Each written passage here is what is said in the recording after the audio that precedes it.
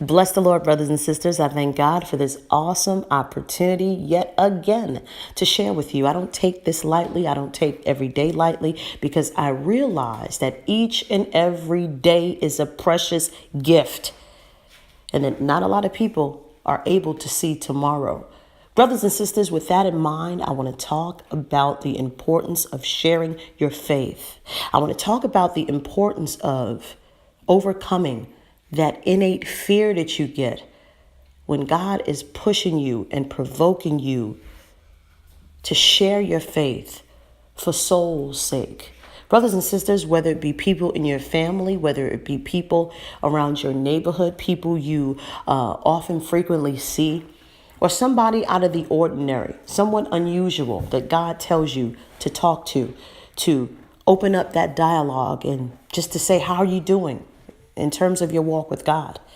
When you get that innate fear, when God is provoking you and God tells you to spiritually go right, to talk to this person, but you decide, just like Jonah originally decided, he didn't want to go to Nineveh and he went his own way. God had to put about or bring about change so that he could be provoked to do the right thing.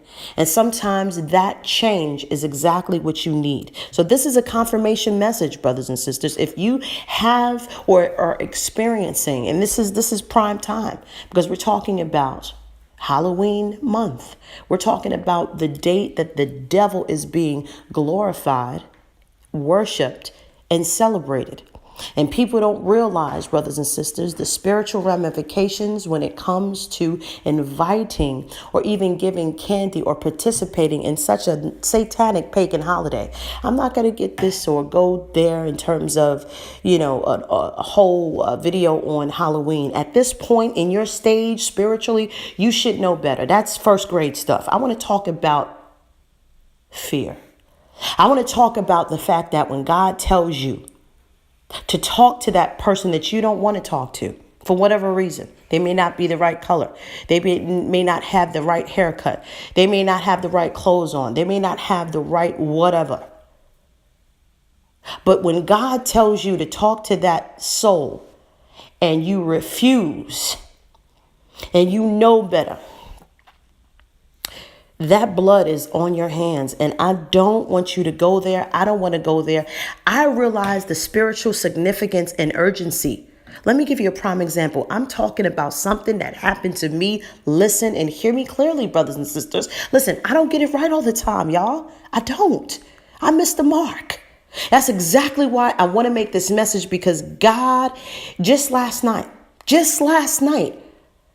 God told me to do something, to share my faith to somebody. And you know what I did? I did it. Yes, I did it. And I want to talk about, though, in the midst of me doing it, and I thank God that I did it, but in the midst of me doing that, there was a gravitational pull, if you would, a spiritual pull, or it was kind of like a tug of war, a spiritual tug of war that the enemy was trying to bring about. And it's that fear, brothers and sisters, it's that paralyzing fear. It's a spirit. And God's word says, clearly it says, that he did not give us that spirit of fear, but of love, power, and of a sound mind. Okay, that means that when you are talking to or witnessing or doing God's will, you have to realize, brothers and sisters, that God is going to give you what to say. God is going to tell you what to say. When you are in his will and you're doing his business, you're working for God. If you are doing things of God, God will make that provision. He will, give you that courage. He will talk to you. He will set up the time that's right. Some things that you would say and some things that you would do in order to win that soul, you'll look back and say, did I do that? No, you didn't do that. Don't try to get the credit either. Because it's God living through you. It's God talking through you. And guess what? That's exactly what you want. You don't want flesh in the way. You don't want personal or man's applause. You want that divine spirit of wisdom from on high to talk through you. Because brothers and sisters, and I'm going to get to the situation on how I missed the mark. Of course, I didn't forget about that. Don't worry. But I just want you to realize that there is a significant urgency as a believer in you knowing the truth now. There's an urgency like never before. Why? Because Satan, okay, like never before, is turning up the heat. Haven't you felt it? Haven't you seen it? Haven't you witnessed that this war, this worldwide spiritual war, is even more obvious each and every step of the way and each and every day? We are here. We are mandated as believers, okay, to win the loss. That's what we're supposed to do, brothers and sisters. We're not here to watch 1,000 videos each and every day and get worded up and get fat spiritually. We're supposed to spread the news. We're supposed to help Cousin Pete, Aunt Earl, Uncle Leroy, whoever else. Uncle Johnny. Sister Bob. Yeah, I said it. Sister Bob too. Okay? That's confused and deceived. So that she or he or it or whatever you want to call the situation that's inside that soul, that spirit of darkness that's inside that soul that's trying to ravish and wreak havoc in that person's life, that comes from the underworld. We are to wage war for that person's soul. And I'm telling you, brothers and sisters, you don't want that blood on your hands. When God provokes you to do the right thing, hear me clearly. When God provokes you and he's telling you to do it, come on, do it. I want that one. I want her. I want him for my kingdom, for my good pleasure and good reasoning. And you say, oh, well, that giant is that wall.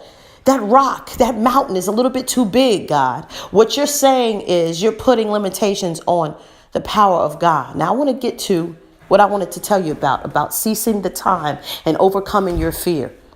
Brothers and sisters, I'm telling you, this happened in my life. I want you to see the urgency of this message. Hear me clearly. Brothers and sisters, there was a guy that lived next door to me, right? Just next door. And he had a friend, a young friend, right? A brother, a young black brother, right? And this young black brother, now I just want to be specific because, I'm a very visual person at times, okay? I want you to get the picture. Maybe I'll put pictures as well. But anyway, this guy that I didn't know, but he was like a friend of my neighbor. And I would say hello to him, very cordially. But innately, hear me, God was saying that I need to talk to this guy. He was a very nice guy, brothers and sisters. I mean, he was the type of guy that he seemed like, you ever meet a person, I'll try to get this under 15 minutes. You ever meet a person that they seem like they could just they could talk to anybody? They're just very up and bubbly. He was that type of dude, you know what I mean? And,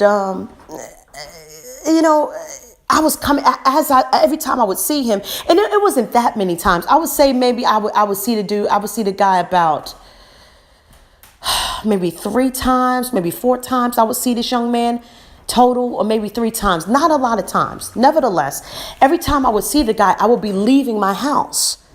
I would be leaving. I would be going. So when I felt that nudge, when God was telling me, say something, of course, spiritually, it's, try to talk to him about the Lord, even though I didn't know him like that. I guess innately that fear came upon me. You're not hearing me, y'all. That fear, and I'm not talking about the fact that I'm not bold and I'm not able to talk to people. I'll talk to anybody, but it was as if I was psychologically, mentally, emotionally, whatever, which is of the devil, which is excuses. Hear me clearly where I'm going with this. I was trying to put excuses or inconvenience or,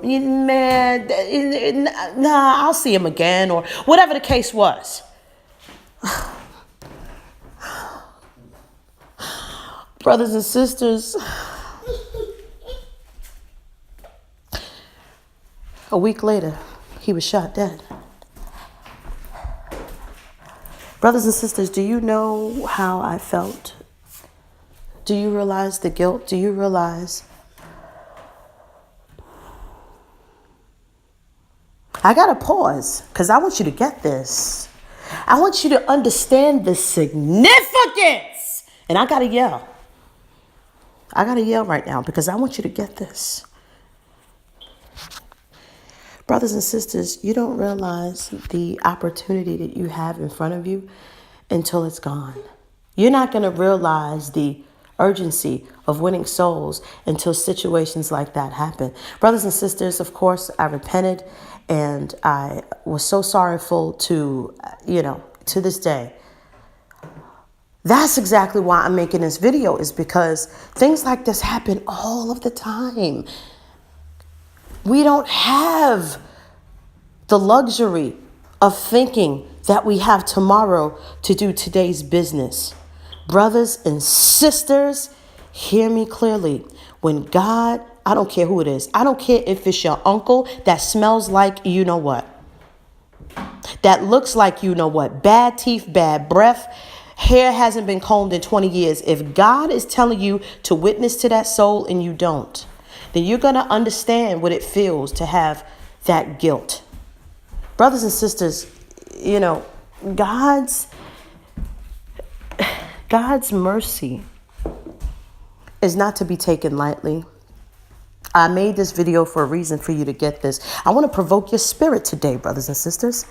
I want to provoke you because I want you to realize that the devil is behind this. That the devil wants you not to talk, that the devil wants to paralyze you, that the devil wants to make all the excuses in the world for you not to witness. Ask me how I feel about being disobedient. Ask me. Ask me. It's not a pretty feeling. God has given me this breath to share this with you. I hope this is not over 15 minutes. Take this very serious, brothers and sisters. I pray that this young man is saved. I don't know if he was saved. I pray he was saved. I pray he was saved for his sake. I pray he was saved for my sake. But what are you going to do for your sake?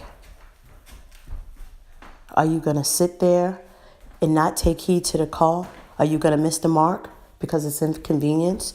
You're going to let this satanic fear overwhelm you and paralyze you?